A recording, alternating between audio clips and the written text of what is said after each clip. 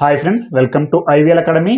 ఈరోజు sleep, asleep మరియు sound స్లీప్ల మధ్య డిఫరెన్సెస్ తెలుసుకుని మంచి ఇంగ్లీష్ నేర్చుకొని మంచి ఇంగ్లీష్ మాట్లాడడానికి ప్రయత్నిద్దాం. స్లీప్ అనేది నౌన్గాను మరియు వెర్బ్గా కూడా యాక్ట్ చేస్తుంది. ఉదాహరణకు నౌన్గా ఉపయోగిస్తే ఐ నీడ్ స్లీప్ అంటే నాకు నిద్ర అవసరం. ఇక్కడ స్లీప్ అనేది నౌన్గా యాక్ట్ చేస్తుంది.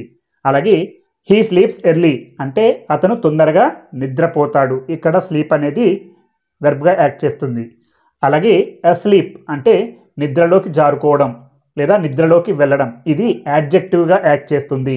హీ ఈజ్ అస్లీప్ అంటే అతను నిద్రలో ఉన్నాడు లేదా అతను నిద్రలోకి జారుకున్నాడు. షీ ఫెల్ అస్లీప్ అంటే ఆమె నిద్రలోకి జారుకుంది. ఇక్కడ అస్లీప్ అనేది యాడ్జెక్టివ్గా యాక్ట్ చేస్తుంది. స్లీప్ అంటే నిద్ర లేదా నిద్రపోవడం. అలాగే అస్లీప్ అంటే నిద్రలోకి జారుకోవడం.